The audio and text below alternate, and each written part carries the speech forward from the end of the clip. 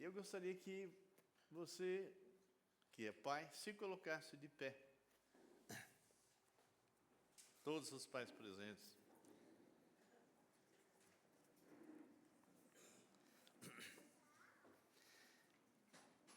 Você, pai, é muito especial por vários motivos. Primeiro, porque você é alguém que Deus levantou para ser cabeça, para ser sacerdote do lar, para fazer diferença nesse mundo, junto com as auxiliadoras idôneas que são fantásticas. Eu gostaria de orar por vocês e que vocês possam perceber que a tarefa de vocês é realmente uma tarefa que vai repercutir nas gerações. Dependendo do que você fizer com seu filho, sua filha, isso vai repercutir nas gerações. Pai, nós louvamos o Teu nome e apresentamos cada um desses que estão aqui hoje diante do Senhor. Que Tu possas agir poderosamente em cada uma dessas vidas, de forma especial.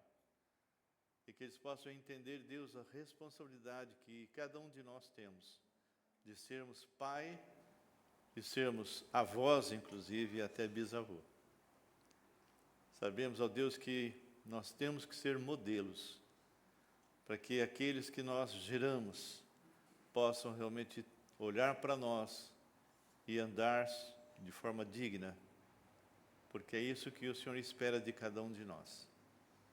Em nome do Deus vivo oramos e agradecemos, não só por eles, mas por todos os presentes, por todos os que nos visitam, pelas esposas também, pelos filhos e filhas, em nome de Jesus. Amém. Pode sentar. Eu sou filho de Gabriel Silveira Nogueira, um homem que morreu aos 90 anos. Aliás, a minha família é meia... As minhas duas avós morreram com 100 anos, meus avós com 90 e meus tios 100 e tantos. Então, e eu fui um péssimo filho. Vocês devem ter assistido aquele filme Pimentinha. Eu ensinei ele. Eu treinei. E eu morava numa cidadezinha chamada Botafogo, e eu botava fogo mesmo. Esse é uma cidadezinha perto de Bebedouro, que é a cidade de onde eu nasci. E eu fiz coisas tremendas, tremendas. Eu tenho mais 3 irmãos, somos em 4 homens, mas eu era terrível. Vou contar só uma historinha boba, não é? Meu pai um dia teve a grata decisão de me levar para ver uma tourada. Não essas que nem da Espanha, mas é aquela que tem barril, o palhaço corre, vem o touro, o chifre, ele pula na saída, é aquele lá. Então eles vinham com um pano vermelho, não é? E a minha cidadezinha era tão pequena que só tinha, acho que 2 ruas, não é? A Rua do Trem e a rua chamada a Estrada da Boiada. E claro, eu fiquei entusiasmado, né? Afinal de contas, puxa, que legal torear, né? E numa das minhas pequenas artes, eu entrei numa costureira, que era praticamente a cidade inteira trabalhava para a empresa do meu pai, que nós tínhamos lá, beneficiava café e arroz, etc, etc. E, normalmente, as esposas também faziam alguns serviços, catadora de café e tal, tirando pedra. E eu entrei na esposa, que era a mulher do que tomava conta e consertava as coisas. E ela era costureira, e eu arranjei um pano vermelho, Maura. Eu devia ter uns 4 anos. E o que eu fiz? Bom, toda tarde passava o quê? Na Estrada da Boiada. Boiada.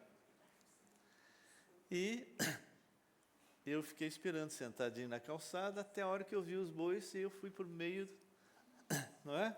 E comecei. Bom, só para resumir, os bois vieram para cima de mim, eu corri para entrar na casa daquela senhora. Eu lembro como se fosse agora de um boiadeiro entrando, eu aqui, ele entrando e o boi, ele chutando a cara do boi, estourou. Bom, entrou em casa, subiu em carro. Bom, você não imagina quando o meu pai me pegou para conversar, não é? Bom, não preciso lembrar disso. Mas era terrível, era terrível. Então, com o passar do tempo, eu fui gerando no meu pai, eu acho que, porque os outros irmãozinhos eram mais tranquilinhos, e aos poucos eu fui sentindo rejeição por parte do meu pai, e com isso ele se irritava comigo, eu me irritava com ele, e isso assim foi crescendo. Eu creio que a última vez que eu devo ter beijado meu pai, eu devia ter uns 5, 6 anos, nunca mais beijei, até o dia em que Deus começou a tratar de mim. Bem, o tema que nós queremos desenvolver hoje é de um menino mimado a um modelo de servo e pai. Nós podemos entender que existem alguns pais, alguns tipos de pais. Nós vamos pegar o pai ideal, que seria aquele do filho pródigo, né? Que a palavra pródigo é gastador, né? Ninguém muitas vezes sabe disso. E que saiu, gastou tudo e volta, e o pai estava de braços abertos. Então é aquele pai amoroso, aquele pai que realmente gosta do filho. Mas tem aqueles pais que são realmente, que cometem erros e que marcam os filhos. E um desses erros é você dar preferência para algum filho, que foi o caso que começou a acontecer comigo, e rejeitar os outros.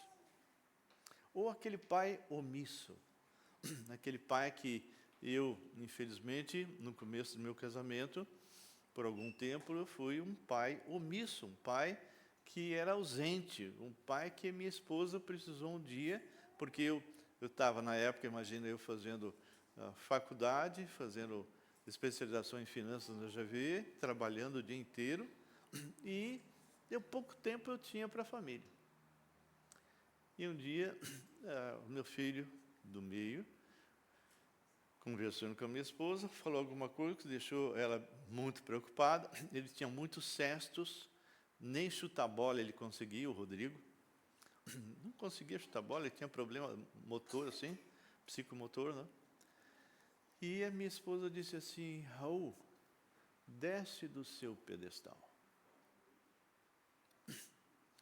E isso foi a palavra mais sábia de uma auxiliadora idônea. Eu desci desse pedestal. Eu comecei junto com ela e os meus filhos irmos. Reservei o sábado, na parte da manhã, para estar só com os meus filhos. Mesmo quando cristão, no começo eu era muito falho.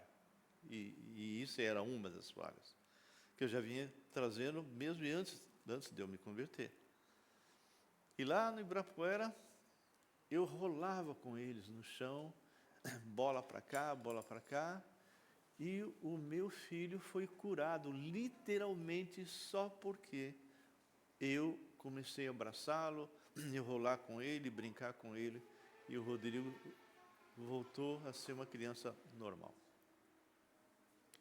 Nós encontramos na palavra de Deus, e a palavra de Deus não omite, alguém omisso, que nem aquele profeta Eli, que os filhos deitavam e rolavam, eles eram sacerdotes, futuros sacerdotes, e eles apontavam todas que você possa imaginar, desde ter relação sexual com pessoas e roubar carne, e fazer uma série de coisas, e o pai simplesmente nunca fez nada. Dava um puxãozinho de orelha leve e tal, mas... E a consequência é que esses 2 filhos morreram. Nós temos, infelizmente, Isaac foi o pai que deu preferência para um e rejeitou o outro. Isso marcou a história da humanidade por causa desse ato. Quando Esaú e Jacó estavam para nascer, estavam lutando no ventre, e Deus falou para a esposa de Isaac: olha, o menor, não primogênito, mas o menor será superior ao maior. Bom, uma palavra dessa dita por Deus, quando Isaac chama o seu filho, porque ele amava a Esaú, porque Esaú fazia tudo o que ele queria, caçava, trazia a melhor comida, então ele começou a preferir a Esaú e rejeitar Jacó. E a mãe fez o inverso. Amava a Jacó e desprezava Esaú. No dia que Isaac chama Esaú, vai, caça, traz uma comida daquelas que você sempre me prepara, que eu quero abençoar você. E a mãe ouviu. E com incredulidade tremenda, ela chega para Jacó, o enganador, e disse: olha, o teu pai vai abençoar o Esaú. Então nós temos que tomar alguma providência. Você vai lá, pega uma roupa de Esaú, coloca uns negócios no braço e pele de bode, sei lá o que era, e vai lá e se apresenta. Eles eram gêmeos. Um pai estava quase cego. E aí você vai receber as bênçãos. Ela precisava ter feito isso? Não. Porque Deus já havia dito que o mais novo seria melhor, seria o superior ao mais velho. E o que aconteceu é que isso gerou ódio no coração de Esaú, quando ele volta e percebe que o pai já tinha deixado as bênçãos de primogenitura sobre o filho mais novo. O ódio foi tanto que a mãe teve que montar toda uma estratégia, dizendo que, Isaac, sabe, o meu filho mais velho, Esaú, casou com pessoas que não é do nosso grupo, que não é da nossa parentela, então manda Jacó lá para a minha parentela, para que ele arranje uma moça. Foi uma desculpa, na verdade, era: se manda Jacó, porque se você ficar aqui, Esaú vai te matar. Isso é algo que marcou a história. E o interessante é que Jacó, que sofreu, viu as consequências de tudo isso. Quando ele se casa, e vocês, quem costuma ler bem a Bíblia, ele acaba casando. Ela gostava de Raquel, mas o pai deu à noite, acho que veio coberta, sei lá como é que foi a situação, e ele acabou tendo intimidade com Lia, que era a mais velha, que não tinha nada a ver. E no outro dia ele falou: mas o que você fez? E Labão falou: aqui, sabe, na nossa terra, a mais velha que casa primeiro. Então você vai trabalhar mais 7 anos para ter a Raquel. E aí vem Raquel, e cada uma delas tinha pessoas que cuidavam, né, moças que cuidavam. Em consequência disso, começou a haver uma geração de filhos, primeiro por parte de Lia, ela teve 7 filhos, e aí teve outros filhos dados por essas mulheres que trabalhavam, essas servas que trabalhavam tanto para Raquel quanto para Lia. E por fim Raquel, Deus teve misericórdia e gerou um garoto chamado José. E José foi o preferido de Jacó. Aquilo que ele havia visto, sofrido, com tantas consequências. Agora, Jacó vai fazer a mesma coisa. Vai rejeitar os outros e vai amar ao nosso José. E eu gostaria então de compartilhar com vocês isso, porque, infelizmente, nós, pais, e muitas vezes mães, cometemos esse erro. E eu, irmãos, carreguei raiva do meu pai, eu não conseguia ficar com ele 10 minutos sem brigar, mesmo depois de crente. Porque eu guardava no meu coração muita ira. Eu me sentia muito rejeitado pelo meu pai. Tive culpa pelo meu comportamento inicial, por uma série de coisas. Mas meu pai não foi sábio para comigo. E ele só veio conhecer a verdade e se converter com 82 anos. E eu o batizei nas águas. Mudou a vida dele. Então aqui a palavra de Deus, vamos trabalhar um pouquinho. Lá no capítulo 37 de Gênesis, diz assim: habitou Jacó na terra das peregrinações de seu pai, na terra de Canaã. A gente sempre fala, a história de José. Não, aqui não é a história de José, não. Esta é a história de Jacó. E começa falando de José. Tendo José 17 anos, apacentava os rebanhos com seus irmãos, sendo ainda jovem. Acompanhava os filhos de Bilá e os filhos de Zilpa, que eram as duas que eram servas das duas mulheres de Jacó, não é? E trazia más notícias dele a seu pai. Então José, desde o início, porque o pai o amava, começou a ser um filho mimado. Um filho que, além de ser mimado, ele ia lá e chegava para o pai, olha, não estão trabalhando não, olha, estão lá fazendo... E isso começou a gerar alguma coisa neles, né?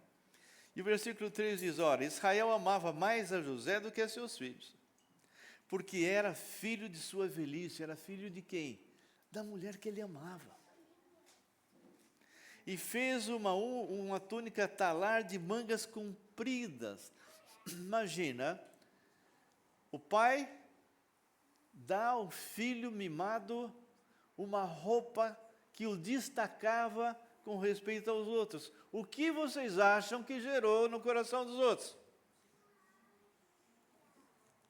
Vendo, pois, seus irmãos, que o pai o amava mais do que a todos os outros filhos, odiaram-no. E já não lhe podiam falar pacificamente. Irmãos, o perigo da rejeição, o perigo da preferência. Pais, não façam isso. Mães, não façam isso. Teve José um sonho e o relatou aos seus irmãos, por isso o odiaram ainda mais. Pois disse, rogo-vos, ouvi este sonho que tive. Atávamos feixes no campo, e eis o meu feixe se levantou e ficou em pé, e os vossos feixes o rodeavam, e se inclinavam perante o meu. Então, lhe disseram seus irmãos, reinarás com efeito sobre nós, e sobre nós dominarás realmente. E com isso tanto mais o odiavam por causa dos seus sonhos e de suas palavras. Teve ainda outro sonho, e o referiu a seus irmãos, dizendo, sonhei também que o sol e a lua e as 11 estrelas se inclinavam perante mim. Contando a seu pai e a seus irmãos, repreendeu o pai e lhe disse, que sonho é esse que tivesse? Acaso veremos eu e tua mãe e teus irmãos a inclinar-nos perante ti em terra? Mal sabiam eles que eles iriam fazer isso mesmo. Seus irmãos lhe tinham ciúmes. Querido, o ato errado na criação pode gerar ciúmes, ódio e até, como nós vimos lá entre Abel e Caim, até assassinato. E como foram os irmãos apacentar o rebanho do pai em Siquém, perguntou Israel a José, Não apacentam teus irmãos o rebanho de Siquém? Vem, enviar-te-ei a eles. Respondeu-lhe José, eis-me aqui.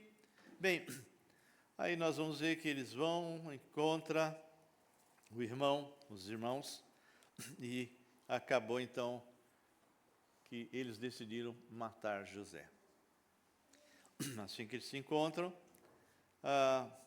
eles falam, olha, vinde, versículo 20, matemo-lo e lancemo-lo numa dessas cisternas, e diríamos, um animal selvagem comeu. Aí já começa a ter mentiras. Vejamos o que lhe darão os sonhos. Mas Rubem, ouvindo isso, livrou das mãos deles e disse, não lhe tiremos a vida. Também lhes disse Rubem, não derrameis sangue, lançai nessa cisterna que está no deserto, e não ponhais mão sobre ele.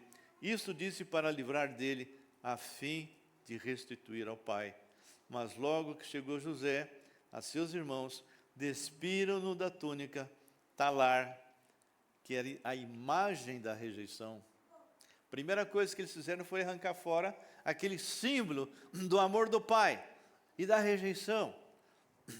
E tomando, lançaram a cisterna vazia e sem água. Olharam e viram uma caravana de ismaelitas. Aqui é um negócio muito interessante, só abrindo parênteses. Vocês vão ver dois grupos de ismaelitas que vão comprá-los. E vocês vão ver que vão falar um outro nome e nós vamos entender por quê. Que vinha de Gileade. Seus camelos traziam aromatas, bálsamo e mirra que levaram ao Egito. Então disse Judá a seus irmãos, de que nos aproveita matar nosso irmão e esconder-lhe o sangue? Vinde, vendemos aos ismaelitas. Não ponhamos sobre ele a nossa mão, pois é nosso irmão, nossa carne. E seus irmãos concordaram. E passando os mercadores midianitas, os irmãos de José alçaram e tiraram da cisterna. Venderam para ismaelitas ou midianitas? Acontece que Ismael era descendente de quem? De Abraão com Agar, que era um egípcio. E esse aqui, Abraão havia casado com uma outra mulher chamada Quentura, que gerou Midian e os midianitas. Então eles andavam juntos, eram irmãos. Então aqui não há erro bíblico não. E quando a gente vê todo o resto, a gente vai ver que José vai parar no Egito, na casa de um homem chamado Potifar. E a história de vocês conhecem bem. A mulher de Potifar se engraça com José. José era formoso, jovem. Ele chega com 17 anos, mais ou menos, e ele começa agora a ser modelado. Ele começa realmente a ser trabalhado, porque ele tinha um coração para o Senhor, desde antes Deus realmente o conhecia, Deus ia usá-lo, mas ele precisava ser trabalhado, ele precisava realmente ser amoldado. E 13 anos se passam entre o início do trabalho, que começa já na casa de Potifar, onde ele recebe uma calúnia e é lançado dentro da cadeia. Nos dois lugares, os dois responsáveis, seja Potifar, seja o carcereiro, viam que as coisas prosperavam na vida através das mãos de José, e Potifar entregou tudo nas mãos de José, menos a esposa, é claro, e depois o carcereiro fez a mesma coisa. 13 anos se passaram para que aquele menino mimado fosse sendo amadurecido, esmagado, moldado. E em tempo nenhum você vai perceber José reclamando com Deus. José amava o Senhor. Apesar da maneira pela qual ele havia sido criado, e havia inicialmente uma deformação nessa criação, ele amava o Senhor. E o Senhor então começa a trabalhar na vida de José, e José, que possivelmente não fazia porcaria nenhuma na casa dele, muito mimadinho, agora ele começa a pôr a mão na massa, ele começa a tomar decisões, ele começa a ser preparado para aquilo que ele iria fazer futuramente.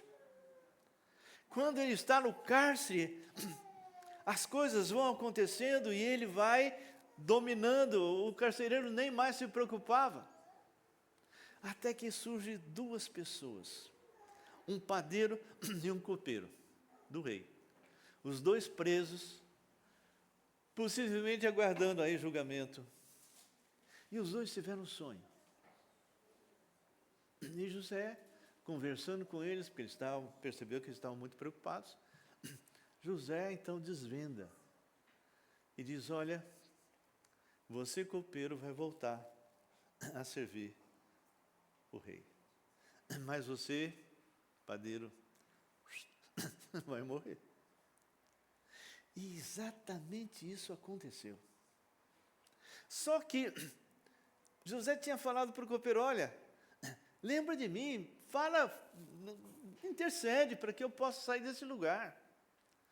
2 anos se passaram, ou seja, de 17 até 30 anos, o Senhor foi moldando, foi trabalhando, e foi isso que aconteceu na minha própria vida, porque eu fui crescendo, e por ter sido rejeitado, eu passei a vida inteira tentando provar para o meu pai que eu era ótimo, que eu era excelente, que eu era inteligente, que eu era isso. Comecei a fazer especialização na GV, eu tentava de todas as maneiras ouvir do meu pai: meu filho, eu te amo. Meu filho, eu te amo. E aquela raiz de amargura profunda que eu tinha, realmente caminhou comigo. Mesmo depois que eu havia recebido Jesus Cristo como meu único e suficiente Salvador, eu continuava carregando no meu coração muita ira contra meu pai.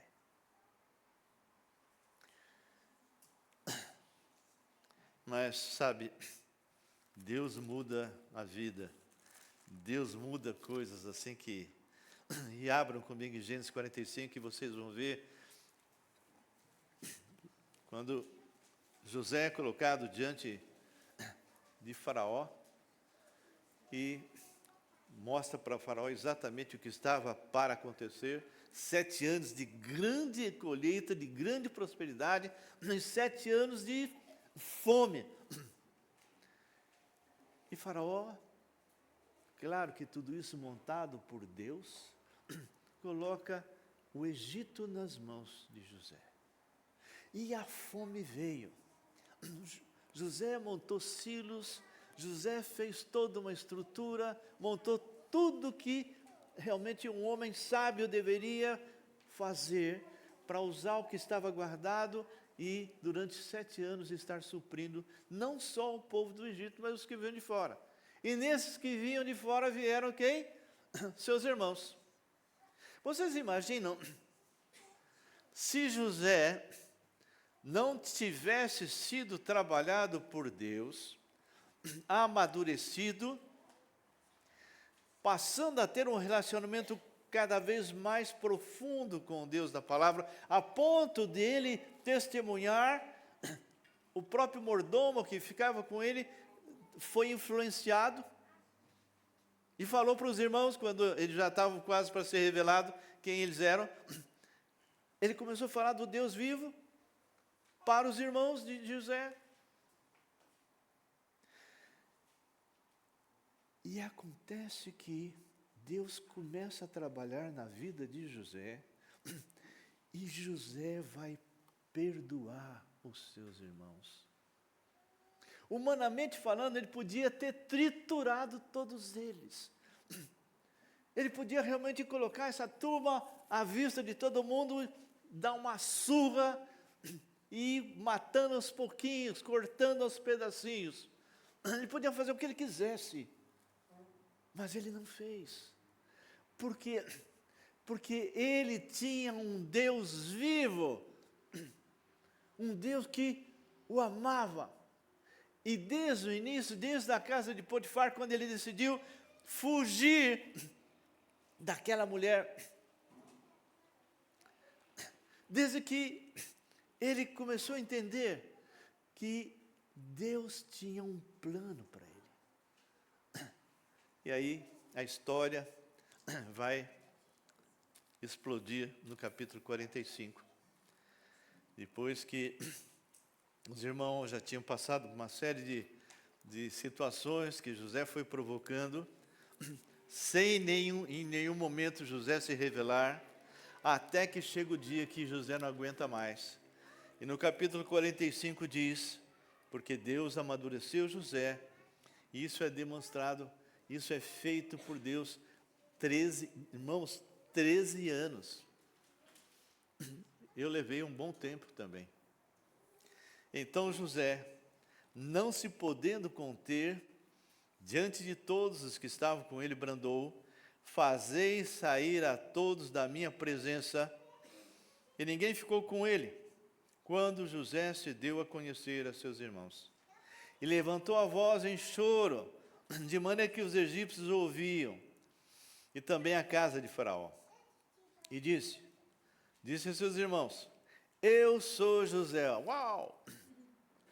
Meu pai, eu fico imaginando o que esses irmãos devem ter sentido quando José disse: eu sou José, aqueles que vocês venderam.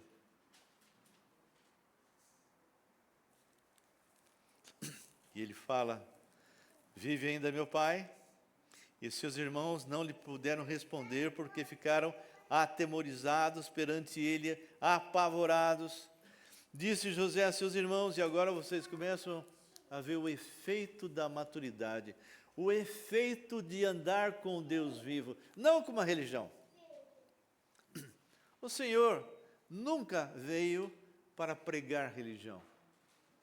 Ele quer que cada um de nós tenhamos um relacionamento com esse Deus vivo.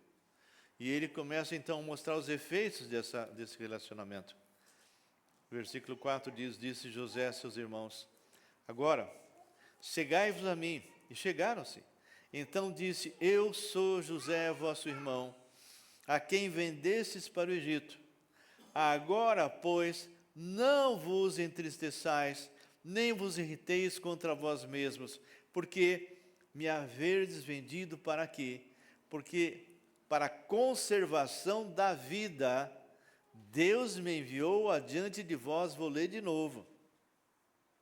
Agora, pois, não vos entristeçais, nem vos irriteis contra vós mesmos, por me haverdes vendido para aqui, porque para a conservação da vida, Deus me enviou adiante de vós. Deus tinha um plano na vida de José e do povo de Israel que ele havia escolhido. Porque já houve 2 anos de fome na terra, e ainda restam 5, em que não haverá lavoura nem colheita. Deus me enviou adiante de vós para conservar vossa sucessão na terra, para vos preservar a vida por um grande livramento. Assim, essa conclusão do versículo 8 mostra que o nosso Deus controla a tua vida, controla a minha vida, cada detalhe, nada escapa aos olhos do Senhor. Eu sei disso pela minha própria vida, eu sei o que eu era, e sei o que Deus fez. Assim, não foste vós que me enviastes para cá, e sim Deus. Deus me pôs por pai de Faraó, e senhor de toda a sua casa, e como governador em toda a terra do Egito. Queridos, conheci a minha amada esposa com 19 anos, me casei com 25, e no início eu era um excelente esposo, mas eu não tinha Jesus. E começa no início do casamento, aflorar as coisas de um homem pecador, de um homem morto espiritualmente, que não tinha os princípios bíblicos, nem para ser esposo e nem para ser pai. E eu fui crescendo dessa forma, continuando até o dia que eu conheci Jesus Cristo. Quando eu conheci Jesus, não foi nesse café. Não houve uma mudança assim. O Senhor foi mudando os meus valores na medida que eu mergulhava na palavra de Deus e conhecia o Deus da palavra. Ele foi trabalhando na minha vida. Aos poucos, foi retirando de mim valores errados. O homem, quando nasce nesse mundo, nasce morto espiritualmente. Ele não tem relação com Deus. Por mais religioso que seja, por mais frequentador de qualquer igreja, até essa, se não nascer de novo, vai morrer, vai para o inferno. Não tem jeito. O homem natural não tem condições de fazer nada. Quantas vezes você já disse para você mesmo, não vou fazer mais isso, depois, poxa, estou fazendo de novo. Por quê? Porque o seu desejo é inferior à tua natureza. Somente quando eu tive o encontro com Jesus, em janeiro de 79, sozinho, lendo a palavra de Deus, depois de examinar 3 meses, é que eu entendi que eu estava morto, perdido, que nenhuma religião podia mudar a minha vida. Que nada que eu pudesse fazer ia mudar o que eu era. E naquela noite, Jesus entra. Foi quando eu reconheci o miserável pecador podre. E eu pedi, Jesus, o Senhor é Deus. Eu não tinha todo o entendimento que eu tenho hoje. Eu quero que o Senhor realmente seja dono da minha vida. Seja o meu Senhor, meu Salvador. E naquele dia, houve uma mudança tão radical, que a partir daí, num período que nós chamamos de santificação, que todos vocês que são crentes sabem o que é, nós passamos por Romanos 5:1, justificado, pois, mediante a fé, temos paz com Deus, e entramos num período em que o Espírito Santo de Deus começa a trabalhar como fez com José, nos dando maturidade.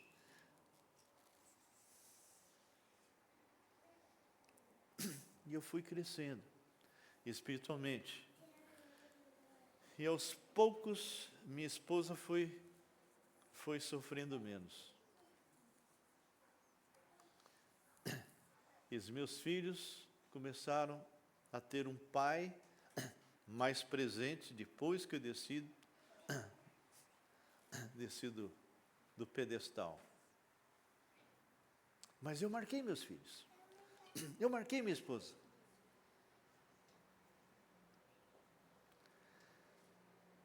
E eu era, apesar de servo de Deus, sempre buscando a presença do Senhor, buscando, mergulhando, seja evangelista, discipulando pessoas.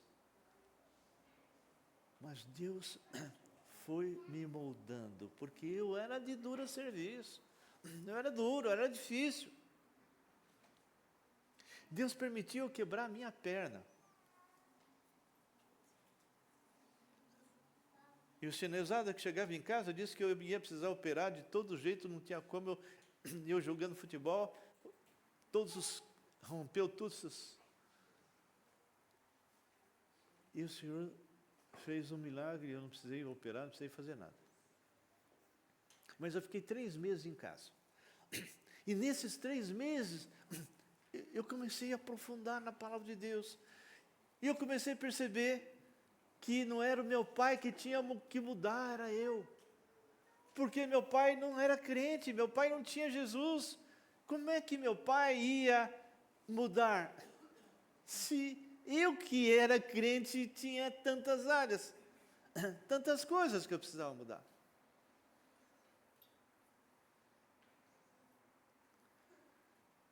E até abrindo parênteses, eu estava 3 meses sem evangelizar, estava desesperado, aí tocaram lá embaixo E, bom dia, bom dia. Por favor, eu gostaria de falar com o senhor. Quem é você? Nós somos TJ. Sobe! E eles subiram, coitados, né? Trouxe, fechei a porta. Bom, eles queriam ir embora desesperados, mas não deu. Mas o fato é que, quando eu terminei esse período de 3 meses,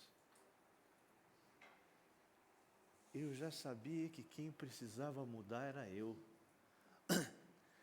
E assim que eu pude andar, eu fui para a casa do meu pai. Eu não lembro se era dia dos pais, o aniversário dele, não lembro. O que eu lembro é que eu abracei o seu Gabriel Silveira Nogueira e dei um beijo no rosto dele. Eu desmontei o meu pai. A partir daí, quando eu e Graça chegávamos em casa, ele já dava o rosto para eu e a Graça beijar. Por causa disso, eu que vinha confrontando tanto tempo, e ele dizendo, eu sou católico e morro católico. Tudo bem, sem problemas, pode ficar católico, só que você vai para o inferno. Era assim que eu fazia antes. Mas Deus foi mudando. Eu queria fazer o papel do Espírito Santo. Olha só.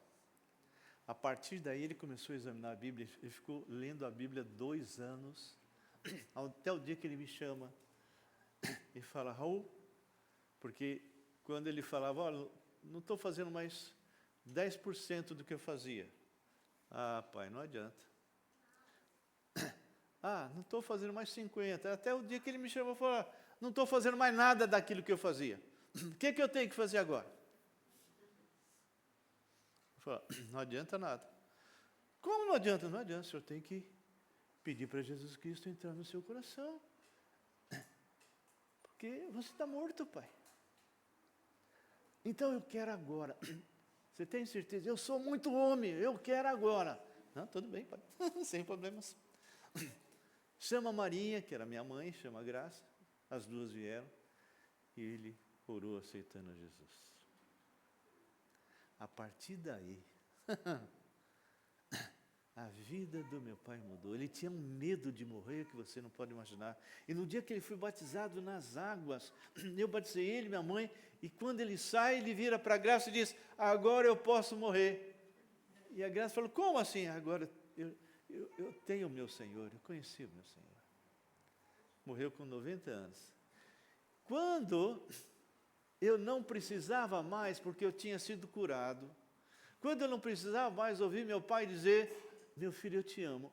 Aí ele falou, mas eu já era curado.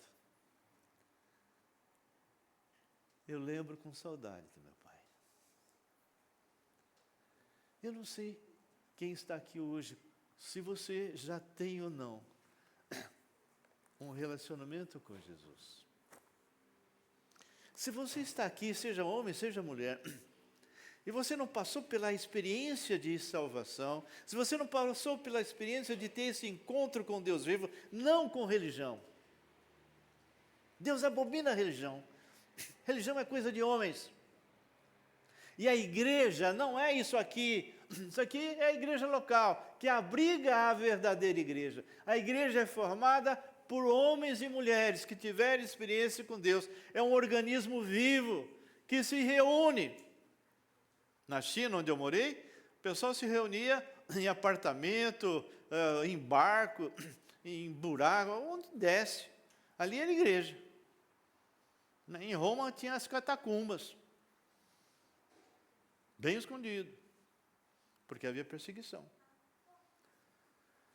Então, a minha proposta para você hoje de manhã, pai, mesmo mãe,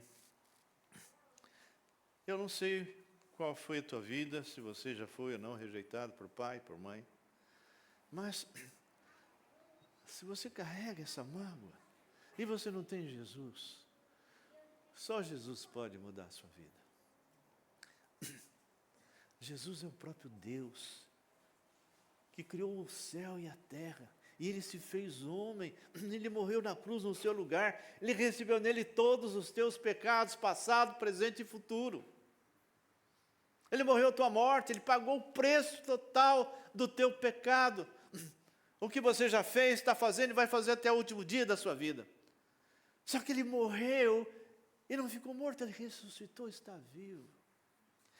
E ele fala: vinde a mim, vós que estáis cansados. As pessoas estão cansadas, suas almas cansadas de tanto pecado, de tanta frustração, de tanta tristeza. E Jesus quer mudar isso na sua vida. E só tem uma única coisa que você vai fazer.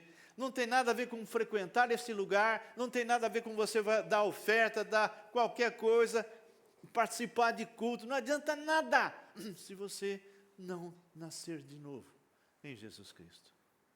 E nascer é você reconhecer que você é pecador. Reconhecer que você precisa ter um encontro com aquele que te criou e que te ama. Aquele filho pródigo que volta para casa, depois de ter gastado tudo, de ter vivido uma vida terrível, ele volta achando que o pai não o receberia, mas o pai está de braço aberto e o abraçou, porque ele havia se arrependido. Então, se você está aqui, entenda que não importa se você tem 80 anos, 100, 20, 30, 40, não importa. Você nasce morto. E se você não entregar a tua vida a Jesus, quando você fechar os seus olhos, estará eternamente longe dele. Eu vou orar por vocês, fechem seus olhos.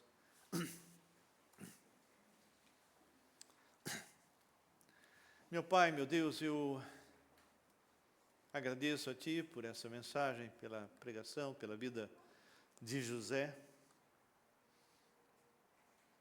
Como o Senhor agiu na vida dele, porque ele cria no Senhor. E eu te peço por todos que estão aqui, eu não sei se tem alguém aqui que ainda não conhece o Senhor, mesmo talvez frequentando igreja. Eu não sei. Só o Senhor conhece o coração de cada um. Mas que teu Espírito possa tocar essas vidas de uma forma especial, não importa a idade. Que eles possam reconhecer que falta alguma coisa. E essa alguma coisa é o próprio Deus. Que cada um que não tem Jesus hoje possa reconhecer que é pecador. Reconhecer que religião não salva, nem boas obras, nada muda o que nós somos. Então, Pai, que Tu possa estar tocando o coração dessas pessoas. Que Teu Espírito os convença do pecado, da justiça e do juízo. Então, meu Pai, eu peço que o Senhor ouça a oração de confissão de qualquer pessoa que está aqui hoje de manhã e que não tem a vida. Que o Senhor possa realmente tocar profundamente essa vida. É o que eu te peço, não importa se é criança, se é jovem, adolescente, já maduro, pai, solteiro, não importa. Cada um de nós precisamos passar por esse momento único de ter Jesus Cristo como Senhor e Salvador. Em nome de Jesus que eu oro e agradeço. Amém. Ainda com os seus olhos fechados. Eu vou fazer uma oração de entrega. Se você está aqui, não importa o tanto de tempo que você frequenta a igreja ou não. Se você quer realmente ter Jesus Cristo como fazendo parte da sua vida, ora, mas de coração. Diga assim: Senhor Jesus, eu entendi a mensagem. Entendi que eu sou pecador, estou separado do Senhor. Não importa se eu frequento ou não algum lugar. E sei também, entendi, que Jesus é o próprio Deus que se fez homem, que morreu na cruz em nosso lugar. Jesus, tem misericórdia de mim. Tantos anos tenho andado longe do Senhor. Mas hoje eu tomo a decisão. E eu te peço, Jesus, entra hoje na minha vida. E faz comigo o que o Senhor fez com José. Faz comigo, Senhor. Seja meu Senhor e Salvador. Faz de mim uma nova criatura. Senhor, eu creio pela Tua palavra como eu convidei para o Senhor entrar no meu coração agora, que o Senhor entrou. E segundo o que eu entendo, eu fui feito hoje filho de Deus e tenho a vida eterna. Dá-me a alegria da tua salvação. Arranca de mim toda a tristeza, toda a amargura, toda a rejeição, toda a mágoa. Ah, Senhor, por favor, me torna num instrumento teu, como o Senhor fez com José. Porque eu te peço isso em nome de Jesus. Amém. Ainda com seus olhos fechados. Eu gostaria de saber se tem alguém aqui que orou pedindo para Cristo entrar na sua vida. Se tem, levanta a tua mão para que eu possa orar por você. Tem alguém?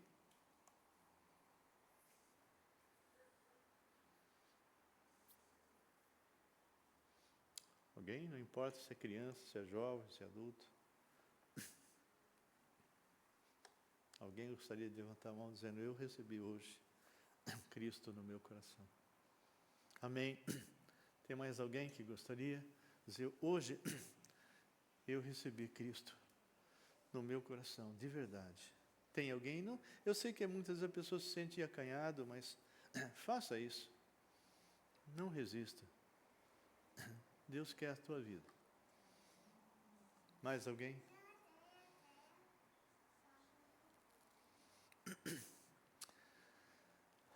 Senhor, eu agradeço por esse tempo. Agradeço por essa mensagem, que não é minha, mas é do Senhor. E que o Senhor possa estar agindo. Se há alguém aqui que ainda aceitou, mas não ficou assim tranquilo para levantar sua mão, então que essa pessoa venha procurar um dos líderes aqui da igreja. Eu os entrego nas tuas mãos em nome de Jesus. Amém. Amados, eu queria o seguinte, você pai, mãe, filho, filha, eu gostaria que vocês se levantassem e se abraçassem. Que vocês, filhos, saiam do seu lugar e venham, abraça teu pai, pai, abraça teu filho. E se tiver alguma pendência, alguma coisa que você gostaria de falar com teu filho ou falar